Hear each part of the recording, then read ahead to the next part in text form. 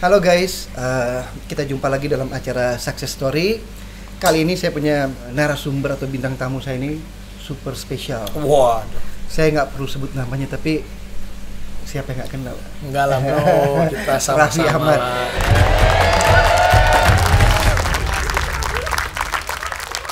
Aku juga punya cerita banyak sama Shankar, nanti kita cerita di sini. Raffi Ahmad ini jujur dari hati saya paling dalam, selalu saya anggap sebagai adik ya. Thank you Pak. Karena apa? Saya adalah salah satu orang saksi sejarahnya bagaimana Bro Raffi ini dari anak muda yang masih 15-16 tahun itu benar-benar berjuang pengen eksis jadi aktor. Itu saya ngelihat banget. Dan kebetulan di film pertamanya itu di produksi kita ya, Iya. di bareng sama Nayato ya. Ya betul. Nah, jadi saya tahu betul, makanya saya pengen kupas nih seorang Raffi Ahmad, karena saya kasih tahu juga satu hal. Sukses itu tidak mungkin ada tanpa ada jatuhnya juga. Jadi kita belajar dua-dua hari ini dari Raffi Ahmad. Jatuhnya atau susahnya Raffi Ahmad dan senangnya, keberhasilannya di mana. Nah, ini untuk kita jadikan bahan pelajaran buat semua penonton atau follower kita di digital film media ini. So bro, gue punya pertanyaan pertama nih. Masih ingat nggak pertama kali? Apa ini? Pertama kali ngapain? Ketemu main film. Pertama kali dulu kalau aku terjun ke dunia entertain itu tahun 2001. 2001. Dan 2000 lah, tahun 2000 tuh waktu itu jadi foto model dulu Pak. Okay. Di Bandung. Habis itu tahun 2001 syuting di Multivision dulu. Awalnya ya. Sama Nayato dulu tuh. Oke. 2002, 2003, 2004 saya lupa deh. Akhirnya ada tawaran film. Go School, ada hantu di sekolah. Iya, nah, iya, itu iya. produsernya Pak Shankar sama Pak Marwes. Iya gitu ya, betul. Pertama kali itu yang nemuin aku Nayato memang. Iya. Tunjuk 1 bintang dulu, 2001 tunjuk 1 bintang, dan akhirnya 2002 atau 2003 yaitu aku main film Go School, ada hantu di sekolah. Oke. Sama Pak Shankar, Pak Marwes kasih kesempatan. Itu film pertama aku. Memang dulu cita-citanya pengen jadi aktor. Iya. Pengen banget, jadi kemanapun casting tuh dulu aku kejar Pak. Mau naik bajai, naik angkot, naik taksi dari Bandung, Jakarta, syuting di Bogor, itu aku kejar semua. Nah, aku jujur, aku salut karena saya sendiri ngelihat bagaimana Bro Raffi ini sebagai anak muda itu dia benar-benar mengejar mimpi dan nggak malu loh ibaratnya nelpon ke produser, Pak ada nggak film buat aku, Pak, karena aku tahu passionnya Iya, film banget kan, betul. Pak ayo dong aku main dong, nggak usah mikirin soal honor, karena aku tahu dia punya perjalanan hidup kayaknya udah ditata, udah diprogram. Kenapa? Oh udah lu nggak usah mikirin bayaran, udah sampai gituin produser ya. Artinya apa? Raffi di usia awal pengen ngebangun portfolio. Betul. Nah, artinya kalau di awal-awal kita sudah mikirin mau nyari duit langsung gede, itu pasti akan susah buat membangun karir. Betul Pak. Nah, makanya aku lihat itu hebatnya Raffi di situ.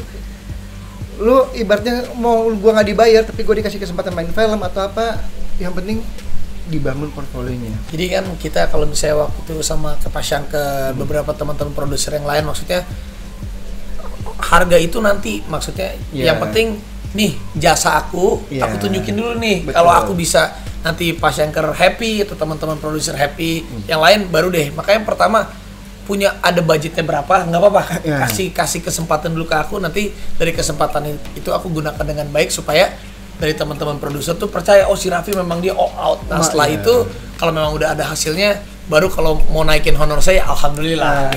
Nah jadi ini harus jadi pembelajaran buat kita semua yang punya mimpi tapi nggak tahu gimana caranya, ikutin cara Raffi. Dan tali silaturahmi itu penting Pak. Penting betul. Aku lihat, percaya aku ketemu Bro Raffi itu mungkin udah ada 20 tahun yang lalu ya. Sudah 20 tahun yang lalu. Walaupun kita sering ketemu sekali-sekali di acara-acara. Betul. Tapi yang pertemuan intens itu kurang lebih 20 tahun yang lalu. 20 tahun yang lalu. Dan sampai hari ini yang namanya Bro Raffi itu nggak kenal yang namanya sombong. Wah. Beda enggak. Aku tahu. Karena aku ngelihat intinya sih gini. Saya bisa katakan Raffi berjuang dari nol. Dengan posisi Raffi hari ini, Raffi udah punya segala-galanya di usia muda ini. Usia 33 ya bro ya? Sekarang 33 Pak. 33 gitu. Jadi aku kenal Pak Shankar dari umur 14 mungkin. Iya 14-15 tahun. Nah, artinya Raffi yang dulu masih humble apa segala macam yang saya tahu, dan Raffi hari ini sama. Waduh, Saya nelpon, saya WA selalu dijawab. bro gini, ayo gua bantu. Jadi luar biasa, saya ngelihat ini emang perjalanan hidup luar biasa ya. Dulu kita awalnya yang bantu ibaratnya membuka karir Raffi, sekarang Raffi bantu, ini jadi, dan itu yang luar biasa. Terus bro, aku ngelihat kan bro itu banyak loh bantu teman-teman yang pengen terlihat di YouTube, pengen terlihat di Instagram, mereka datang, mereka collab sama bro. Pemikirannya gimana sih soal itu? Aku sih nggak pernah masalah Pak, karena setiap kali ada teman, mau teman baru, mau teman lama, mau yang masih muda ataupun yang lebih senior dari aku, saat mereka mau mencoba satu opportunity mungkin di dunia digital, ya udah nggak apa-apa kok, ayo gue bantuin deh. Ini hasilnya juga cukup menjanjikan, bisa bagus juga. Setiap kali ada temen mau collapse, pasti aku akan iyain, dan aku akan cari waktunya, karena aku tuh dulu pernah susah, aku tuh pernah dari bawah, aku tuh setiap kali saat kita lagi berharap butuh pertolongan kan, saat kita dibantu tuh wah, alhamdulillah kita bersyukur Pak, dan aku pun pasti Allah tuh yang balas kan, pasti Allah gitu. Dan itu udah pernah terjadi sama aku. Jadi dulu waktu aku aku pernah dibantu sama Pak Shankar. Dulu waktu di Indika, pas Pak Shankar di Indika, aku juga pernah dapat rezeki juga, main sinetron di Indika juga, main film juga, waktu itu panggil nama aku 3 kali juga. Betul. Karena itulah aku percayanya setiap kali kita silaturahmi, bantu sesama, itu pasti pintu rezeki sama Allah tuh akan dibukakan. Luar biasa, umur 33 tapi punya pengertian seperti ini sih, bertahan terus ya Raffi. Amin Pak Shankar, amin. Ini juga, aku juga salah satu bukti itu memang pertemanan, silaturahmi itu jauh di atas segalanya Pak. Mungkin kalau aku sama Pak Shankar dulu, Pak Shankar ibaratnya mengenal aku hanya sebatas bisnis, udah deh pakai si Raffi sebagai artis aja, udah selesai itu. Tapi kan beda saat kita memang ikatnya dengan tali persaudaraan seperti ini, sampai kapanpun ini yang abadi gitu. Betul. Itu yang saya salut banget. Terus berapa banyak sih usaha yang dikelola sama Raffi? Karena kita tahu Raffi pasti banyak terikat kontrak dengan TV. Raffi membangun semacam TV kecil lah, ibaratnya YouTube ini TV kecil, membangun industri televisi sendiri lah kurang lebih, ya kan? Saya yakin masih banyak bisnis lain yang mungkin belum pada tahu nih. Yang lagi aku groom ini ya digital ini Pak, sebenarnya kan kayak YouTube, animasi, PH, production house, aku ada Era Picture sama Patra sama Asen, Fransen. Terus juga aku ada beberapa makanan, Raffi Fried Chicken, tapi itu aku join semua bentuknya. Jadi di beberapa tempat aku join itu aku belajar gimana mekanismenya. Jadi someday kalau memang aku mau buka sendiri aku udah ngerti. Tapi kalau untuk digital sekarang sih aku masih sendiri semua. That's very good ya. Berarti sendiri mengelola semua ini. Ya, sekarang kayak contoh digital kayak YouTube kan sebenarnya lebih ke personal branding. Yang setelah itu baru kita bisa luaskan. Kayak contoh kan sekarang Pak Shankar sosok yang orang tahu Pak Shankar di dunia film. Saat Pak Shankar membuat YouTube, bikin personal branding, setelah itu memang nanti kalau mau diluaskan juga bisa. Makanya saya sendiri hari ini datang untuk minta bantuan Raffi. Luar biasa ya. Aku undang sekali-sekali bro ke rumah aku. Thank you. Biar lebih personal gitu Pak Shankar. Nanti kapan aku main ke tempat Pak Shankar ya? Please ya bro. Terus aku mau nanya bro, momen jatuh bangunnya bro yang paling bawah dalam hidup itu seperti apa sih? Pernah nggak ngerasain? Pernah. Aku tuh memang kan dari nol banget. Jadi waktu itu aku pertama kali mulai karir kan kelas 3 SMP. Aku ngerasain dibayar waktu itu pertama kali main sinetron tuh 500.000 Pak sama Multivision dulu. Tapi tinggal masih di Bandung. Naik kereta aja dari Bandung ke Jakarta 20.000. Terus syuting sama Nayato tuh di Bogor.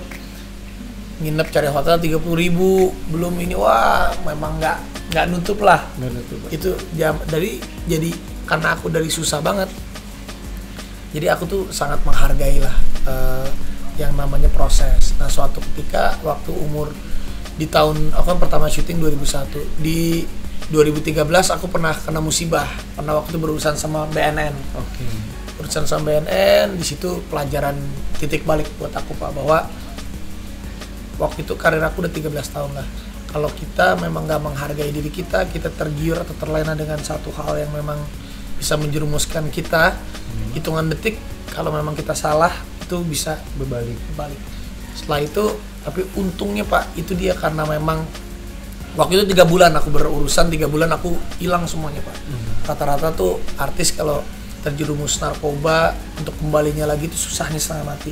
Tapi karena aku menjaga tali silaturahmi tuh seperti kayak sama Pak Syangkar sama yang lain aku jaga, saat aku keluar dari BNN semuanya tuh kasih last chance buat aku, kasih kesempatan sekali lagi buat aku, dan itu aku benar-benar jaga banget. Tapi itu semua karena silaturahmi Pak. Mungkin kalau orang hanya kenal sebatas bisnis saja kan ya udah, tapi karena memang aku jaga silaturahminya, mereka mau bantu aku juga. Berarti kita mesti banyak belajar dari Bro Raffi. Pertama ya silaturahmi lebih mahal daripada uangnya. Wah, itu yang nggak bisa dibeli dengan apapun. Betul. Jadi itu lebih mahal daripada duit. Satu. Kedua adalah apa yang kalian bangun itu tolong kalian jaga. Karena membangun itu butuh waktu tahunan. Betul. Merusak itu hitungan menit juga hancur gitu kan. Apalagi sekarang itu Pak, dengan adanya dunia digital itu beda. Mungkin zamannya dulu artis ngetop itu kan ada salah satu media namanya infotainment. Sekarang itu udah ada digital Pak. Digital tuh hitungan, misalnya contoh ngelihat si Raffi nih. Raffi ngeliat melakukan kesalahan sedikit aja, tinggal di shoot sama handphone orang, disebarin di Instagram, itu hitungan 5 menit tuh bisa langsung tersebar. Jadi memang dunia sekarang itu kita harus lebih berhati-hati. Makanya saya bilang kan, jadi kayak kita tadi dengar masukan dari Bro Raffi, pengalaman hidup ya, apa yang kita bangun dijaga. Jadi tadi kita udah dapat beberapa tips lah. Pertama, bagaimana mengejar mimpi, kita harus ikutin polanya Bro Raffi. Saya akuin ini anak muda satu, energinya luar biasa gitu. Tapi dia konsisten membangun itu juga jangan selalu apapun di awal dihargain. Jangan pernah, kita tuh jangan kasih tarif harga dulu kalau kita belum memberikan sesuatu hal, kitanya belum teruji gimana. Orang itu lebih baik menghargai kita saat dia sudah menghargai kita Pak. Betul. Misalnya kayak sama Pak Syangkar, misalnya awal Pak udah berapa dulu, Pak Syangkar adanya pantasnya berapa dulu buat saya. Setelah saya udah lakukan yang terbaik, Pak silakan Bapak nilai, Bapak boleh kasih lagi gitu. Betul. Makanya gitu. Bagus ini. Jadi jangan berharap orang bisa menghormati kita kalau kita aja belum menghormati diri kita sendiri. Betul kan? Betul Pak. Kita masa memaksa orang, lu hormatin gua dong, nggak bisa. Iya. Kita hormatin diri kita nggak. Nah, mungkin dalam perjalanan Bro Raffi ini saya lihat ibaratnya Allah masih sayangnya sama Bro Raffi ya. Dikasih kesempatan. Ibaratnya dikasih kesenangan, terus dikasih ujian juga. Mungkin ujian ini untuk lebih mengukuhkan Bro Raffi supaya kesenangan berikutnya itu lebih dijaga. Benar Pak. Jadi karena dengan musibah, justru setiap kali saya kena musibah atau kena masalah, saya berterima kasih karena dengan adanya musibah kita akan belajar Pak. Betul. Kita akan lebih dewasa lagi karena adanya masalah itu. Tapi jangan diulangi. Iya, betul. Jangan bolak-balik. Betul.